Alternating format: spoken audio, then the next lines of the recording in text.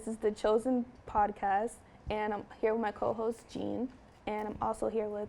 Hi, I'm Javi. Hi, I'm Jade. Hi, I'm Brianna. Hi, I'm Deja. Hi, I'm Edwin. Hi, I'm Giselle. Hi, I'm Ollie. Yep, and today we'll be discussing topics like mental health, self-love, social justice, along with the power of arts and creativity. Virginia, would you like to go ahead and start with the first question? Yeah, I'll start. So our first discussion, as Jean has said, was about mental health. And basically a question that we have to start off is, what are some misconceptions about mental health? Yeah, so I think some misconceptions about mental health is that it's not a serious issue or something that can kind of be disregarded. I think, especially in POC communities, there's a sentiment that you can like struggle in silence, and I think that's something I've definitely had to overcome, and like something I've had to realize is the importance of knowing that it's okay to ask for help. Like if I'm struggling or if I feel overwhelmed, I know that it's okay to seek out support and not just take it all on my own. So I think that's just something I've had to unlearn, and just basically like just being aware and just understanding like misconceptions or like, I don't know, things that, or like, I don't know. It just, I feel like the important thing with mental health is just to understand that it is a real thing. It's not something that should just be like disregarded. Absolutely. Also, it's not just that it's disregarded, it's completely compared with other people.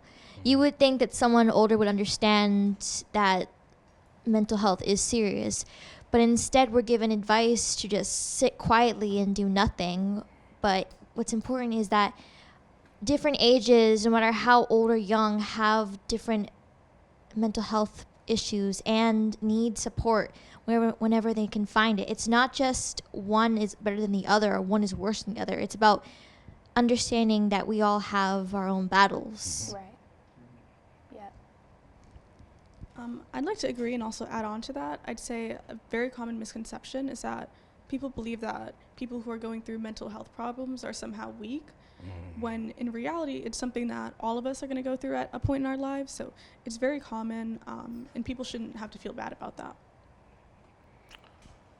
Anybody else?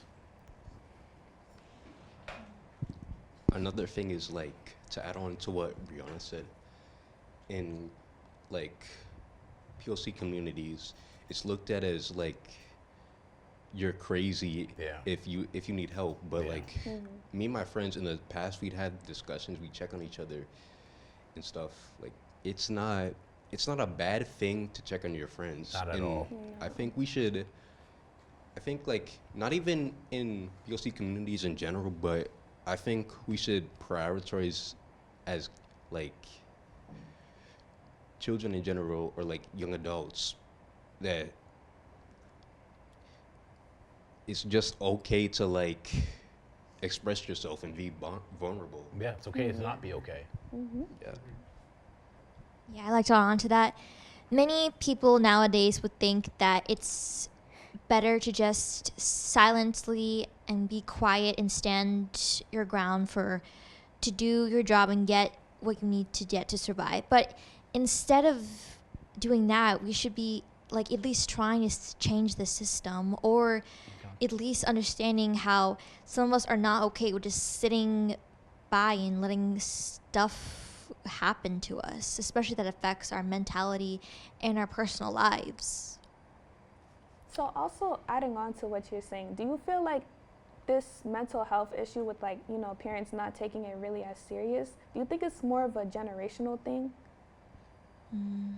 Because like, honestly, I feel like, I don't know, like it's just kind of like beforehand, you have to think about how they had to interpret their mental health because it wasn't as serious back then. So they're trying to, I feel like, or do you think they're trying to pass it down to us that way, or?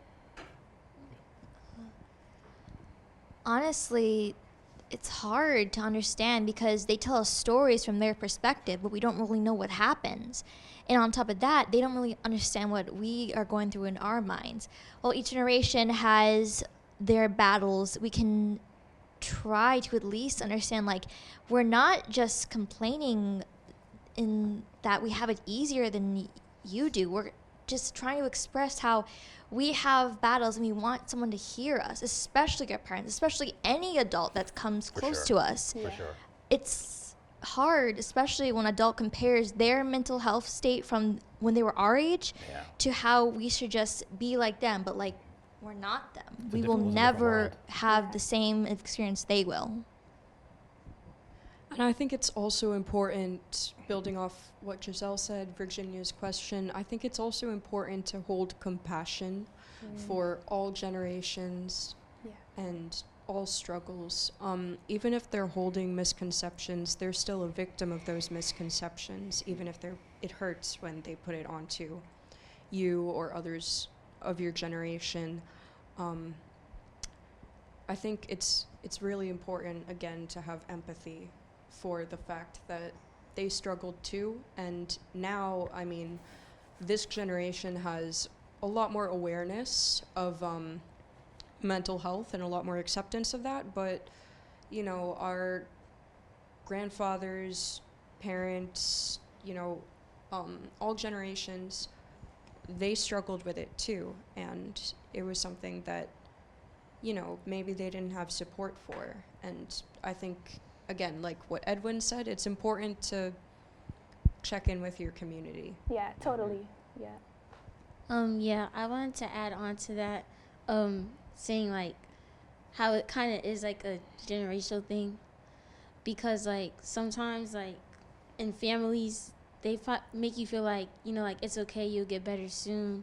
You know, mental health really goes like a long way with other people, like it affects them differently, you know, and mentally, like in the head, and they make it seem like it's okay sometimes, but like you should always feel comfortable like to talk to somebody.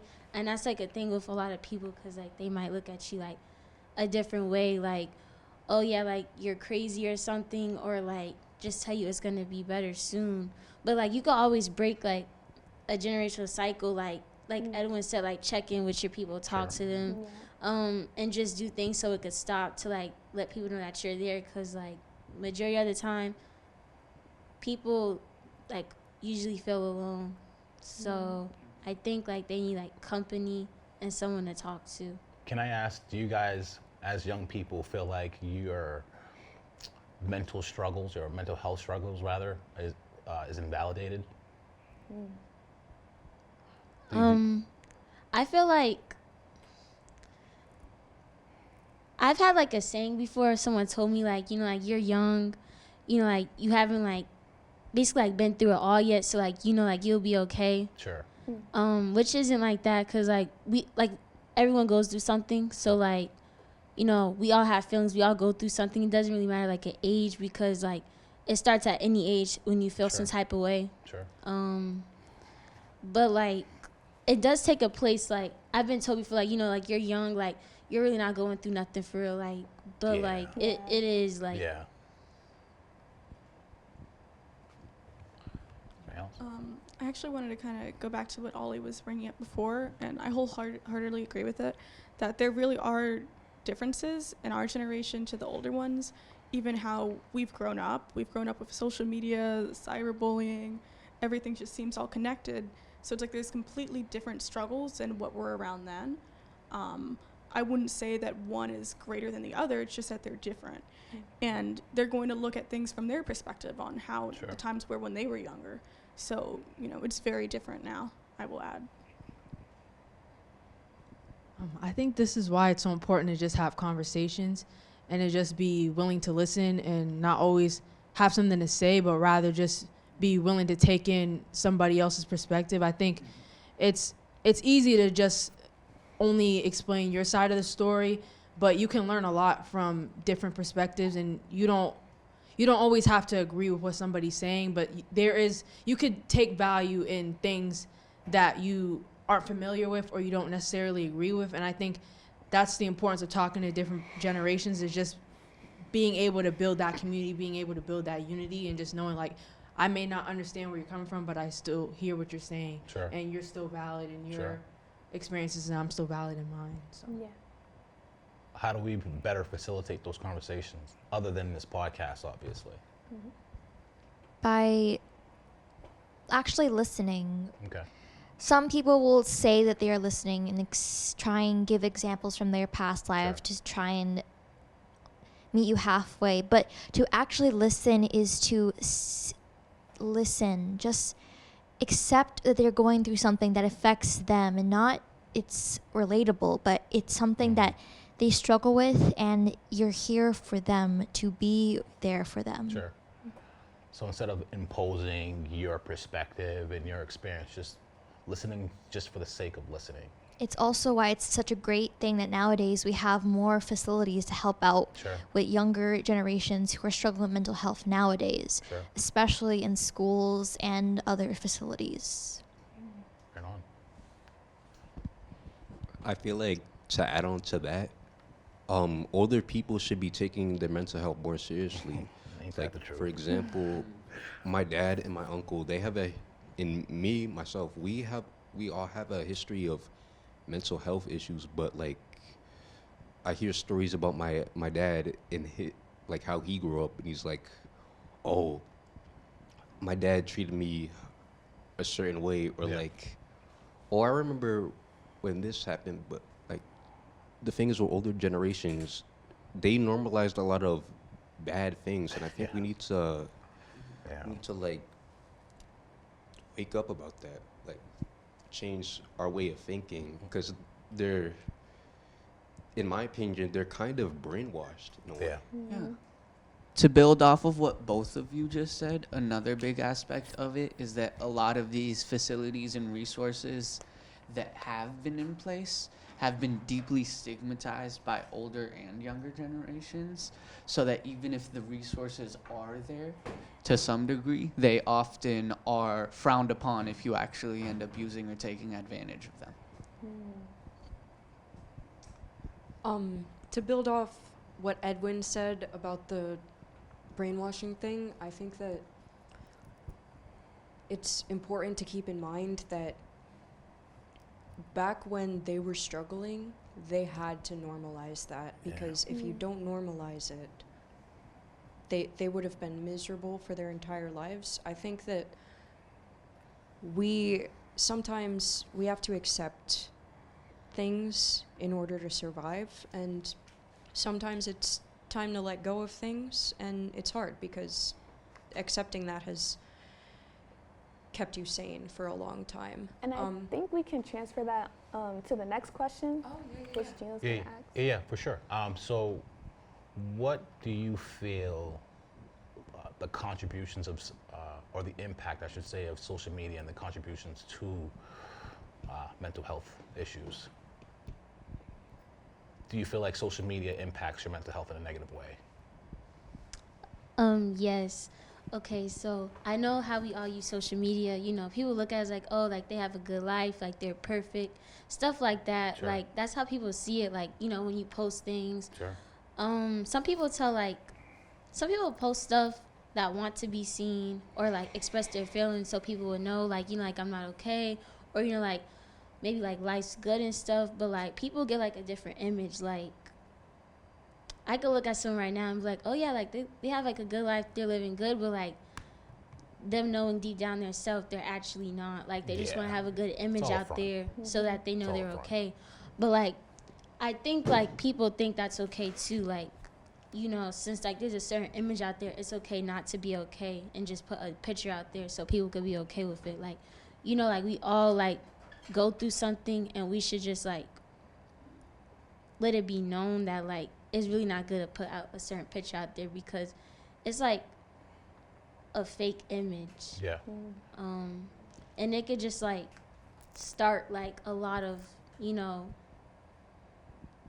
how would I say this? Start like a lot of like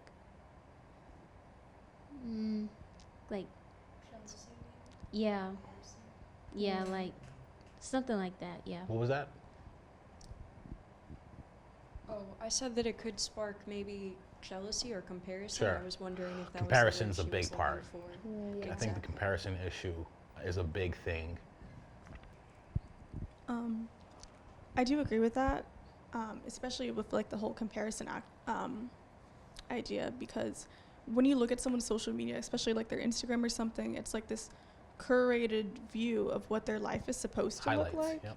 So someone might look at that and be like, oh my gosh, this person's always like posting themselves at all these nice places. They're always going out.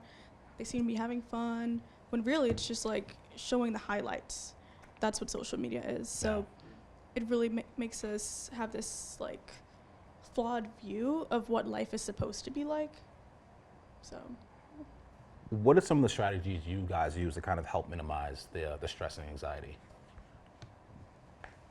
I think honestly, like, I've really found the value in having your people. Like, I think it's so important to have, even if it's just like 2 or 3 people, Sure, it's community. that, yeah, like building that community that, you know, like if there's something that you're going through or something you need to talk out, then you have those people, Sure. or you have like that person that you can go to that is willing to listen and willing to hear you out. I definitely feel like I have those people in my life. You know, it's hard because especially in high school, you go through the ebbs and flows of friend groups, and Sure. and I think like especially in high school, there's a lot of pressure to stay in distinct friend groups and keeping Interesting. friends, and just it's a lot. But I think as long as you can say you have at least 1 or 2 people that you feel like genuinely are willing to listen to you Right. and willing to hear you out on things, then I think that's the most important thing. Just feeling like you have a community, feeling Sure. like you have people to fall back on. Yeah. What are some other strategies for those who probably don't have any friends or maybe just have an online community to go to? I mean, Oh, if you want to go ahead and bounce off that, go ahead, yeah. I do agree with Brianna, with what Brianna said. I would also add that for me personally, sometimes I like to do like a social media detox kind of, like just kind of get off Instagram, get off like Snap and all that, TikTok for a couple days, and just kind of be. Yeah. Because I feel like, you know, if you're off your phone, even just for like 24 hours, like you will notice a difference in how Sure. you're feeling. Right. Because you're gonna have to like find other things to make you occupied, like, you know, reading a book, going outside, you know, seeing the trees. So it's very important. Absolutely. I think like exactly what they said. Finding a hobby, something that you like and enjoy. Me personally, I used to do that, but as I grew up more, I actually just started like praying to God more Okay. for my well-being. I feel like if you believe in Him and etc., I feel like it's best like to give like your all into Him. Like God played a good part in my life, like with my mental health. But I also do like enjoy like doing like little activities, talking to some of my friends sometimes. But like majorly just like God being in my life, like helping and praying a lot. That's really it. Amen. Yeah, I wanted to like add on to that.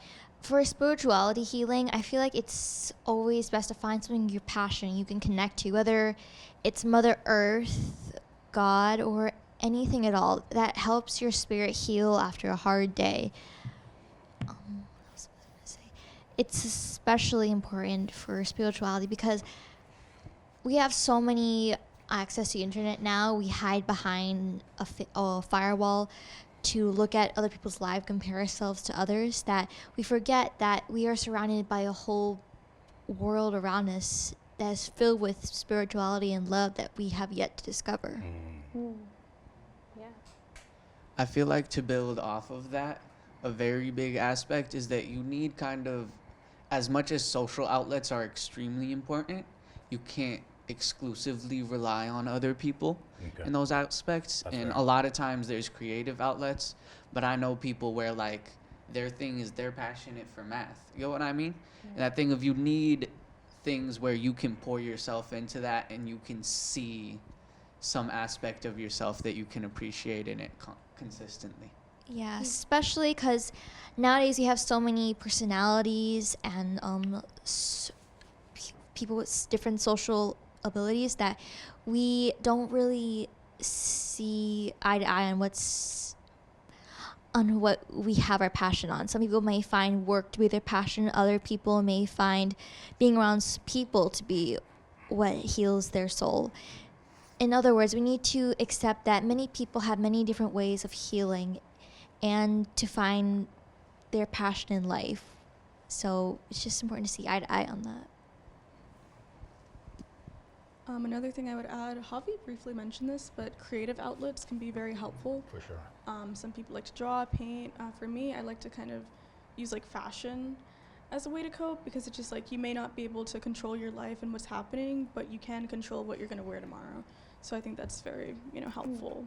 So even with drawing, however you're feeling, you can kind of draw that out. Maybe write a poem, write a story that's similar to what you're going through. And I want to like kind of relate that to like my next question, which was what advice would you give to someone struggling with mental health? You may think like the situation you're in is gonna like be in that predicament for a long time, or it may feel like a long time, but like you could always like have someone like help you, but you can also help yourself, like in that it gets better over time. And just like we've been talking about, like do things that you like, make sure like you're good like within yourself, and just like just good, I guess. That's really it. Yeah, to build off of that, there's a phrase my dad says to me a lot that's in Spanish, that's todo tiene un final. Okay. And it's super simple. It just means everything has an ending. And kind of that awareness that, like, both good things and bad things, everything's going to pass eventually. And kind of accepting that can make it a lot easier to cope with difficult things that are happening to you.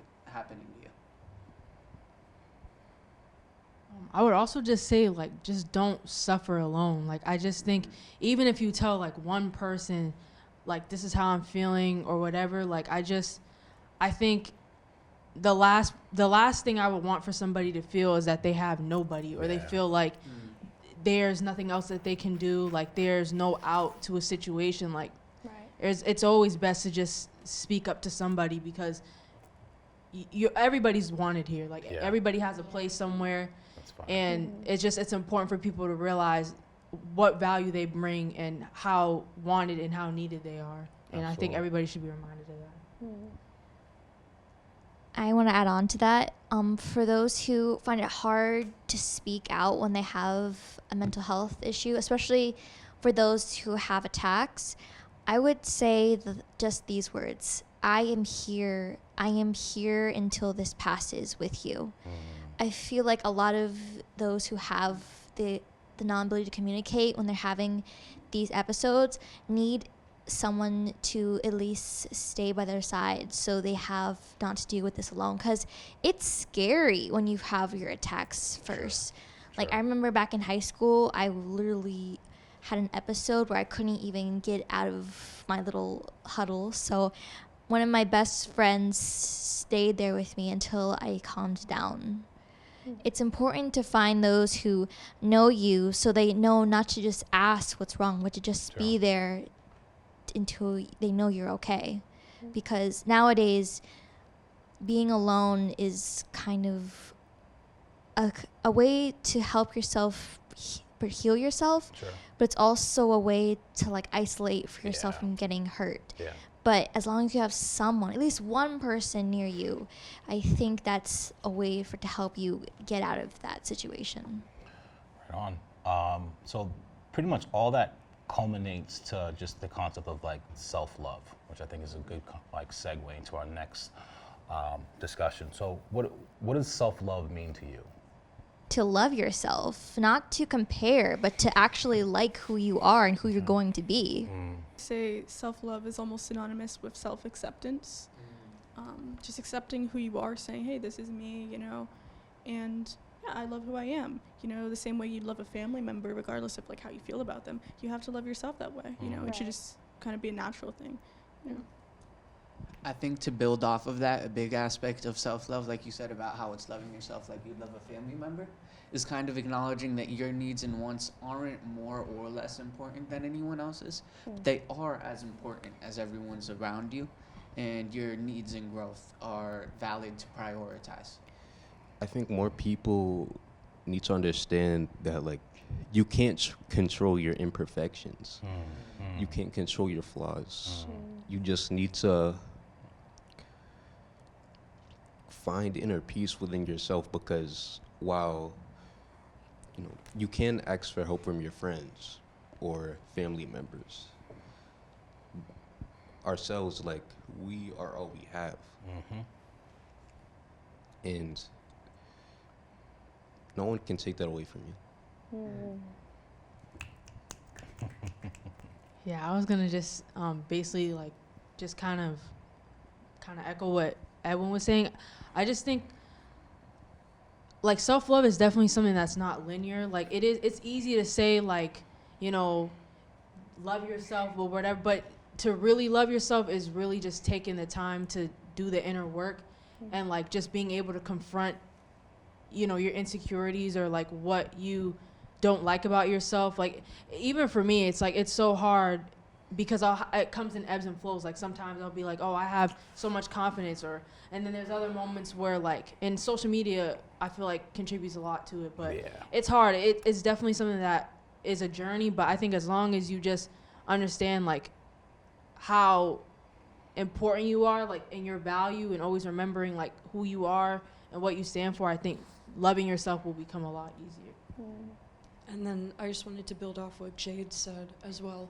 I think it's self-love is pretty synonymous with self-acceptance, but for me it's also sort of synonymous with faith and being able to trust yourself even through the hard times, like Brianna said, even when you're struggling with self-love, having faith in yourself that you know how to get through this because you've gotten through this before and you're going to keep getting through it. And it's not going to last forever. You're going to get back to that place of self-love.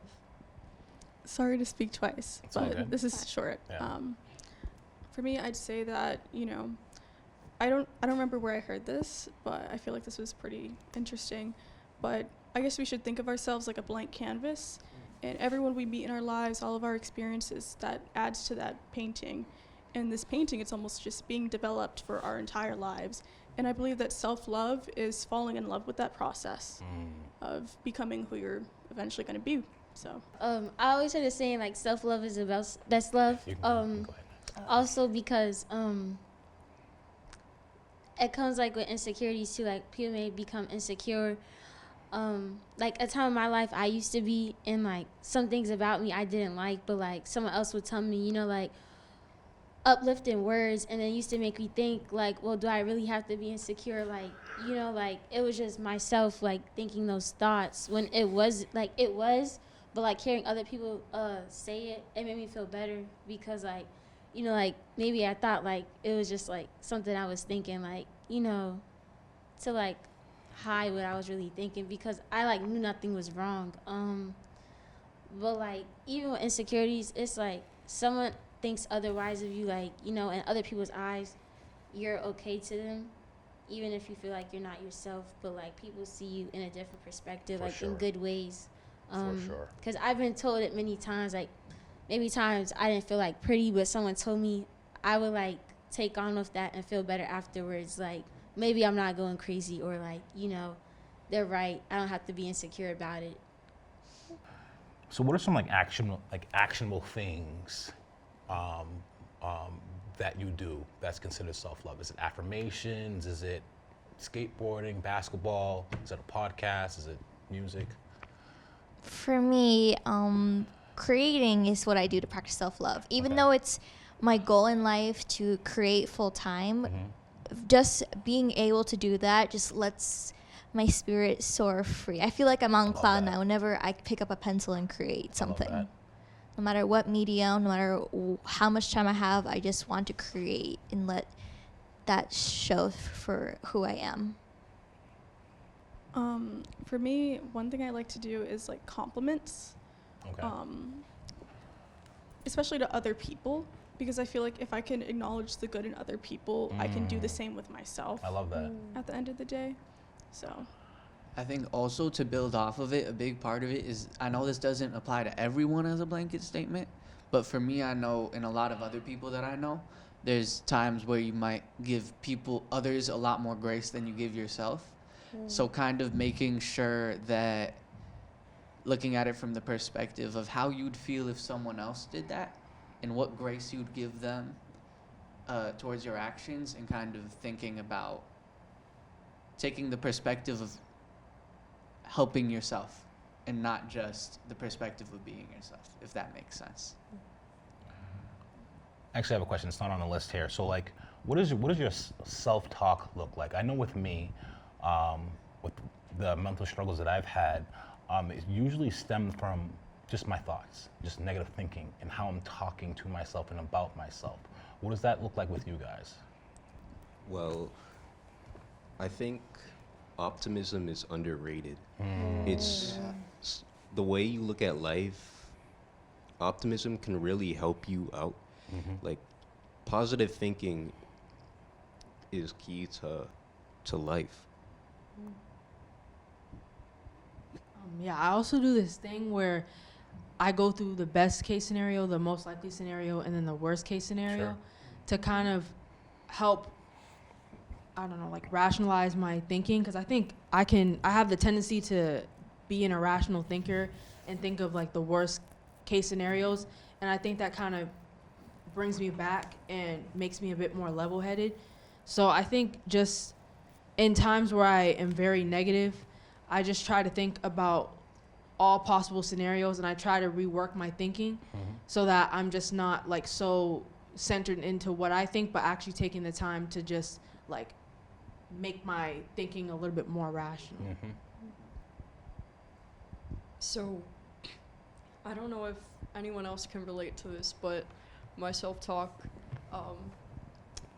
is an absolute disaster. It's just like a jumble of everything going on at once. Sure. But I also think that you have to make an effort sometimes to turn that self-talk positive. And then even if your inner self-talk is not good, if you continuously practice outwardly expressing things like self-love and confidence and acceptance, it'll begin to calm things down inside your own head. Just because, I don't know, practice doesn't make perfect, but it does make permanent.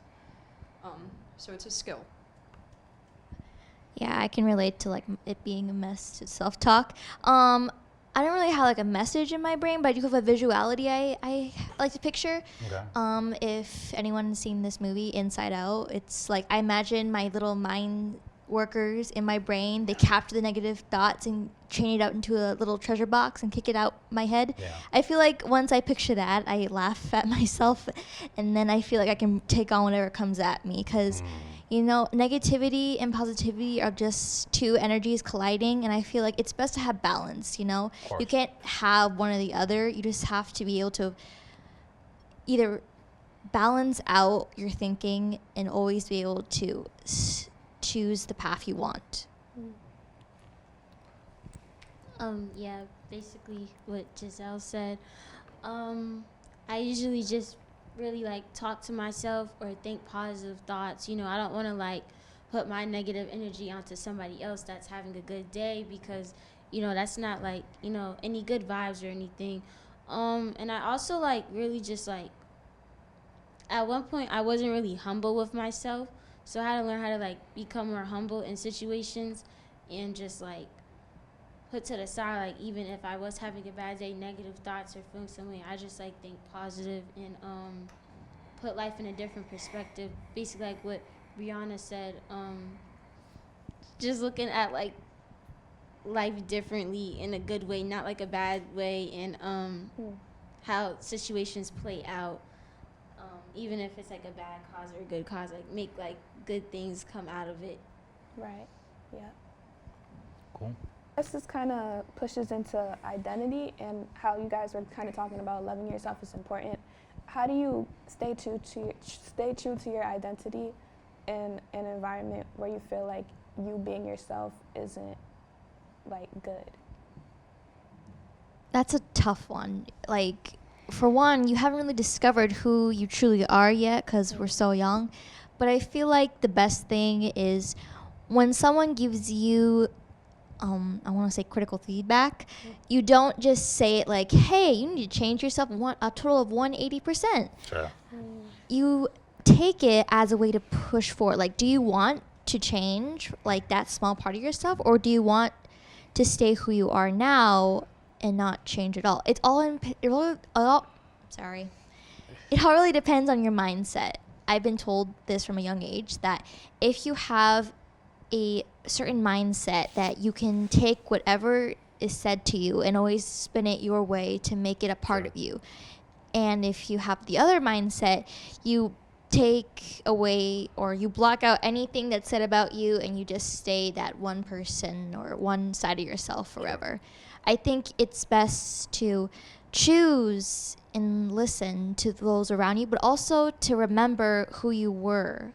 Like, I remember a lot when I was a kid, I would be told I am a huge space cadet. I would be up in the clouds 24/7, literally in a daze for about an hour during lectures, and people would say, hey, you need to fix that. I'm like, but that's who I am. I'm a dreamer. I'm a creator. I need my dreaming self or else I can't do anything. Right. So I say, I'll meet you halfway and be like, I will listen, but I will not stop thinking of any ways to make this day more fun. Mm. Yeah. I love that. This is not gonna be anywhere near as deep as what Giselle said, but one important part of my identity is that I'm disabled, and there's a lot of situations where that part of my identity has been not respected. I've been made to feel like I'm less than as a human.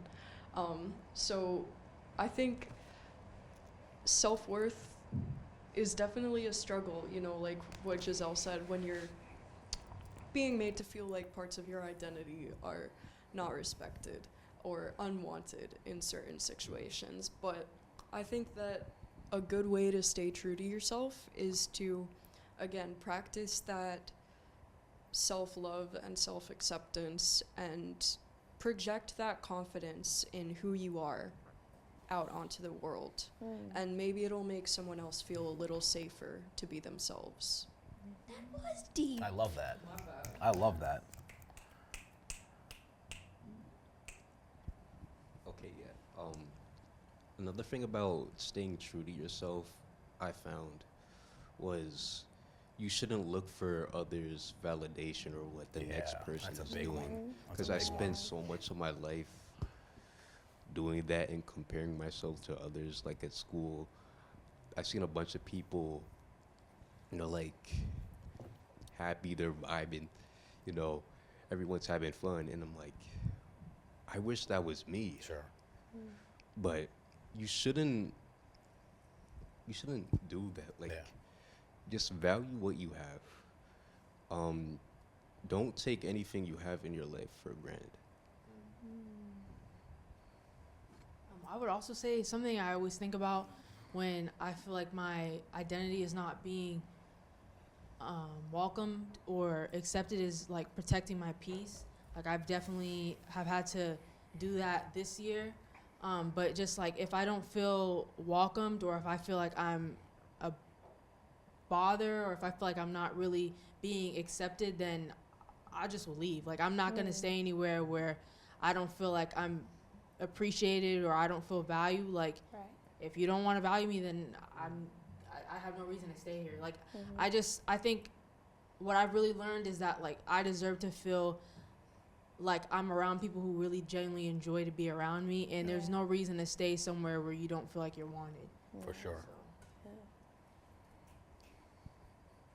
I'm sorry, I know I talked already. No, you're good. That's fine. But I feel like that's really valid, like to like come in terms with yourself, and like people can compare you to others, especially when nowadays we have so many social norms, like hey, this isn't normal, hey, you can't be looking like that, that isn't what you do around people. Like I feel like such social norms are what hurts our identities nowadays, especially now that certain parents are being told like, hey, by the children's teachers that, hey, I feel like your child should be medicated because of this personality defect. Yeah. I have been told so many times as a kid, like, these children have social personality disorders that they need to be medicated, but I'm like, they're just a little energetic, or That's some of it. them are just slower than That's it. others. That Like, you don't need to infuriates me. put them on medicines when they're only like 11. Yeah. Yeah. especially when they're that age, because that age can affect them for the rest of their lives. 100%. It feels like you want to add on to that. No, Gene. no, I was just, because we're all just kind of touching on, you guys are touching on just the concept of like self-empowerment, right? So like, if, what are some examples of challenges that you've been through that you can share, and what strategies you use to kind of empower yourself to get out of that rut? For me personally, back in like middle school, I'd say everyone I remember was like wearing like Jordans and like dressing all cool, and I kind of felt like embarrassed because that's not how I dress. Sure. So I started like spending a bunch of money like trying to get all like the new Jordan drops, even though I never liked the shoes. No offense to Michael Jordan, great shoes, just not my thing. And it's like I started compromising who I was to be accepted by other people. Yeah. So it's like even when I did get like compliments, it didn't feel good because it's just like, oh, thanks, but like this isn't who I am. So it wasn't until I started, being more experimental with my style and doing what I wanted to do, wearing my pink and all my stuff and all my weird stuff, that when people like compliment me, it actually feels good now. Yeah. It's just like, oh, 'Cause it's wow, you. like, yeah, it's more authentic. It's you, yeah. You know? So it just hits a lot more, Yeah.